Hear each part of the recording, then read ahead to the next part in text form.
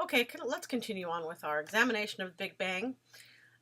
So we just talked about the four forces and their force mediators, but what happens as we up the temperature? Well, in fact, forces start to unify. And we've already actually seen a unification of the magnetic force and the weak force. This happens at very high temperatures, 10 to the 15 Kelvin, but we've been able to actually see them merge into one force called the electroweak force. And we also think that the strong force will sort of marry the electroweak force and become what we call a gut force. And that stands for grand unified theory force at much higher temperature, something like, around 10 to the 29 Kelvin. And then our theory is that gravity will marry the gut force and become one super force at very, very, very, very high temperatures. And we can also, instead of writing temperature, we can write time after the Big Bang, right? Because we know it was very, very hot and started to cool as time went on. So you can see if we come this way, this is time after the Big Bang. So at 10 to the minus 43 seconds, we might have had a super force. But as the universe cooled, the forces sort of split off, right? They split to gut force and gravity, and then to strong force and electroweak, and then to electromagnetism and the weak force. So again, yes, the electroweak force exists.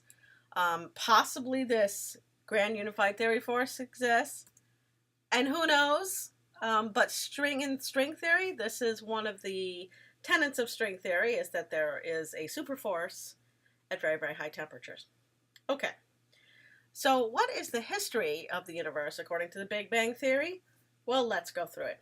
So here is a figure that you can refer to back and forth, and we're going to go through each little part. Now what we're going to do is we're going to sort of go through as we come down, time after the Big Bang, right, down to the present, and then we're going to sort of back up and zoom in on some parts of this, okay? So we're going to go quickly through the eras and the different things that happened. Okay, so there's first an era called the Planck era, and this is before what we call the Planck time, which is about 10 to the minus 43 seconds. And since we have no theory of quantum gravity, okay, which we would need to unify the gravity with the gut force, we really don't know what happened then. We really cannot say. Okay. Now, around, and you can see times on one side, temperatures on the other, right? And so right after that is something called the gut era, and that lasts from the Planck time to the end of the gut force era, when the gut force splits, right, to strong and electroweak, and that's 10 to the minus 38 seconds, and this is where the forces electroweak and strong were thought to be married together at that point. Now the electroweak era comes right after the gut force splits into strong and electroweak. And elementary particles appeared spontaneously from energy then, but also transform rapidly back into energy. This is that thing we talked about where you have particles becoming energy, photons, and photons becoming particles, back and forth and back and forth and back and forth. This happened a lot during that era. Okay, so we didn't really have particles kind of hanging around. They would be born, but then they would just combine with other particles and become energy and back and forth. Okay, then there was the particle era, and this is when the amount of matter and antimatter were nearly equal. There was one extra proton for every 10 to the 9 proton-antiproton pairs, and we think that's where the fact that we have mostly matter, not antimatter, comes from. But this is where elementary particles sort of filled the universe, right? And quarks could combine to make protons and antiprotons. So the universe had cooled enough that this could happen. Okay, so think about the era before that, the electroweak era. We had particles and energy zipping around so fast that they would just be born and recombine and be born and recombine. But once we cooled a little bit more, we can have particles actually forming and sticking around. Okay, that's called the particle era. Now, this particle era was when we had things like nuclei being formed, right? Well, protons being formed. And this era of nucleosynthesis means when building nuclei, right? So fusion producing helium from protons, from hydrogen protons, just like we have in the sun, right? You have two hydrogens fusing to become helium. All right, and this is during this time the universe again had cooled enough that things weren't just going to miss each other or, you know, break apart, but they could actually fuse and make things like helium. Okay. Now, the area of nuclei, helium nuclei, formed in about 3 minutes. So the universe really became too cool to sort of blast helium apart. So during the era of nucleosynthesis, you got fusion producing helium, but it could be blasted apart. Now, kind of things are a little bit more stable about 3 minutes in. And then, even more stable, but a long time later, atoms started to form. So it had cooled enough that it was stable enough to have atoms forming. So electrons basically attracted to nuclei and making atoms. And at that point, the background radiation was released. Well, what does that mean? We're going to study this a little bit more detail because it's very important. It means that light was able to sort of get out. It's like the universe became transparent to light. So you should always think of the universe before this time as there's particles, there's light, but things are very dense. It's kind of like trying to shine a light through a rock, right? It can go through rock, in fact, but it takes a really long time, and you can sit there and look and see if you can see the light through the rock. You're going to be waiting a long time. But once the universe got cool enough and less dense enough, right, the radiation could actually sort of freely roam around. And that's very important, and we'll see why later. And then, after a much longer time, about 1 billion years, the galaxies started to form. And that's our era, basically, right, where we are, where galaxies and stars form. Okay, so now we're going to back up and kind of zoom in on a couple things. In this particular graph here, this picture, we really don't see anything about something called inflation, which we're going to talk about a tiny bit and more later.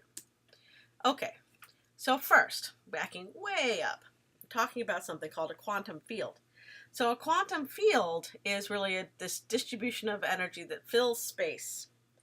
And it's very hot, so it's in sort of what we call an excited state.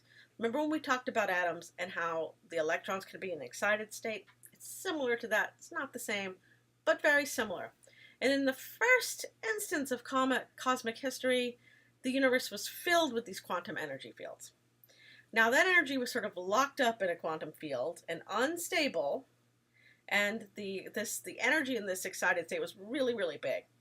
Now, just like an atom's electron can drop down to the ground state, right, and release energy, remember it releases a photon? Similar thing can happen with this quantum field, can drop down to its ground state, releasing energy that push space into basically this big expansion called inflation. And inflation is this really, really rapid expansion, so it was way more than we're seeing right now. It occurred very early after the Big Bang. You can see something like t equals 0 to about 10 to the minus 33 seconds. And the universe expanded hugely. So it went from the size of an atom to the size of a softball. So extreme change in the universe at that time. Now, inflation left small bumps and wiggles in this sort of cosmic bath of matter and energy. Remember, very early on, it was kind of like matter and energy, matter and energy, matter and energy. But inflation left these little bumps and wiggles, and we'll talk about that more. These sort of little perturbations were the results of quantum fluctuations in these energy fields, but they would persist through all the epochs that came later, and they're crucial for the fact that we exist now. So we'll talk about that later. Okay. All right.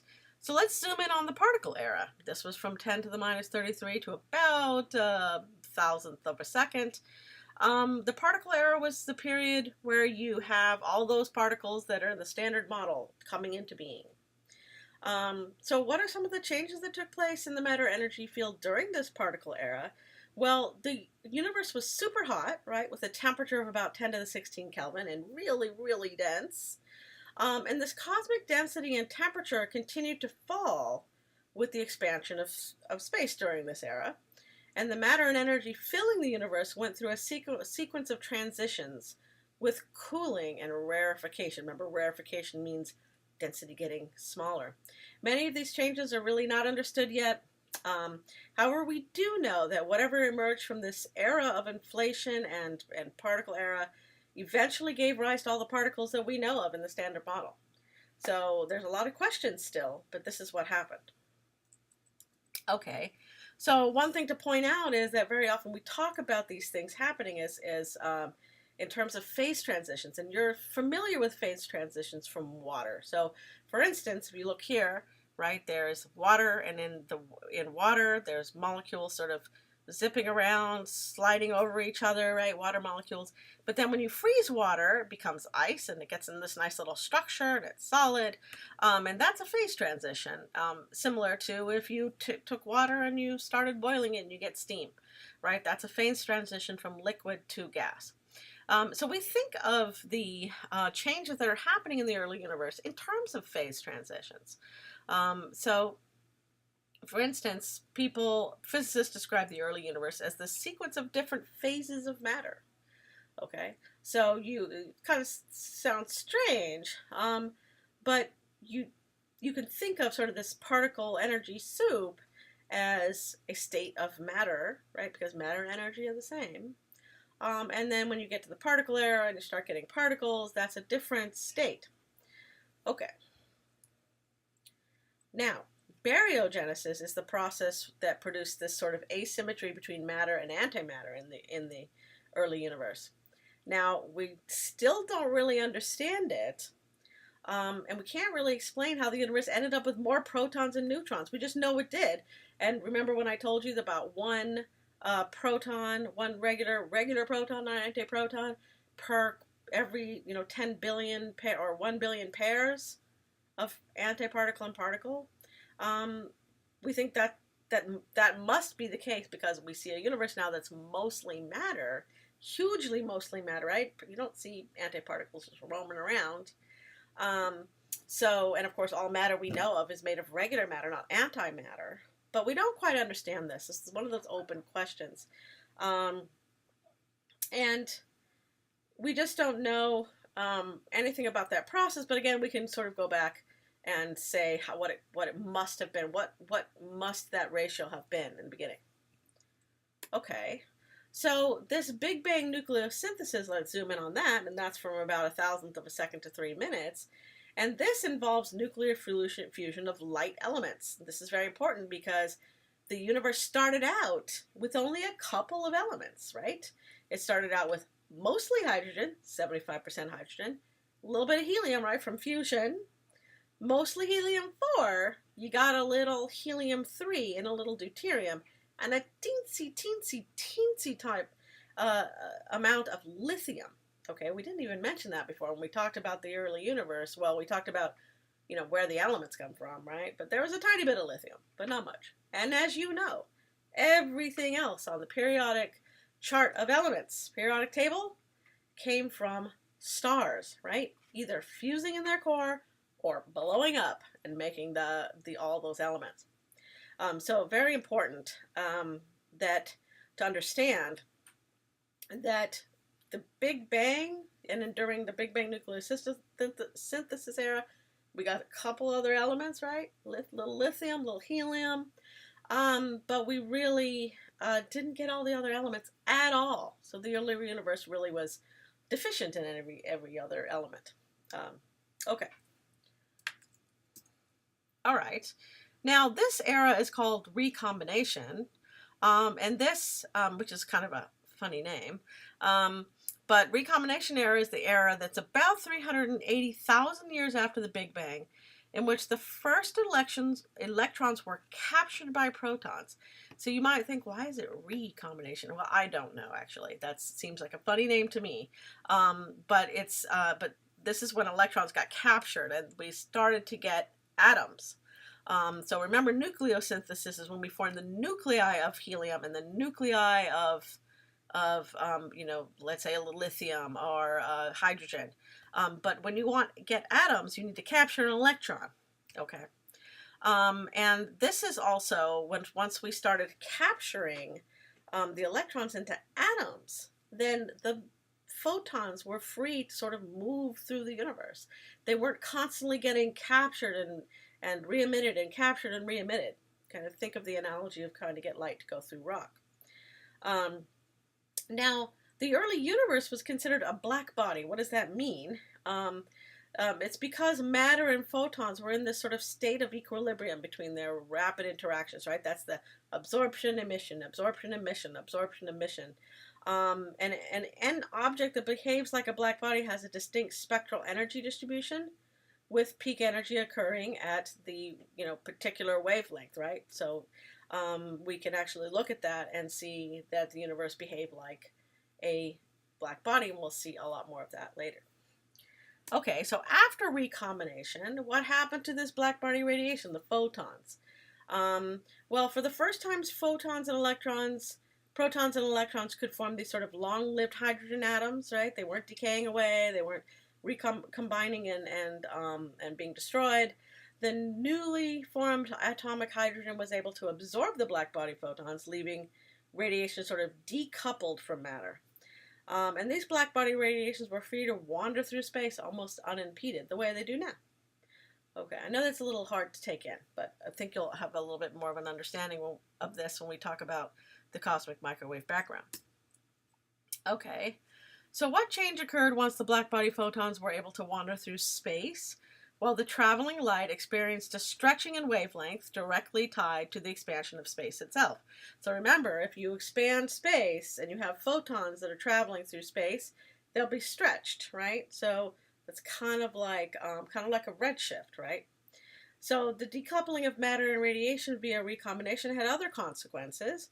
As long as matter and radiation were sort of strongly linked, the tiny perturbations left over from inflation couldn't grow. Okay, so before recombination, if gravity drew material into a region of higher density, the region would simply just grow hotter, and the increased heat meant the increased pressure, which pushed back against gravity. So things really couldn't sort of coalesce.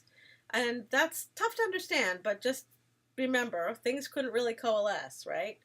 But once matter and radiation sort of went their separate ways, gravity could begin its work because contracting a body could cool by emitting radiation that escaped from the infalling gas. So dense regions could become denser. And of course, that's where we get all the structure in our universe, right? All the galaxies and everything. Things could condense into stars and then become galaxies, etc. So it was a very important time. Let's try a question.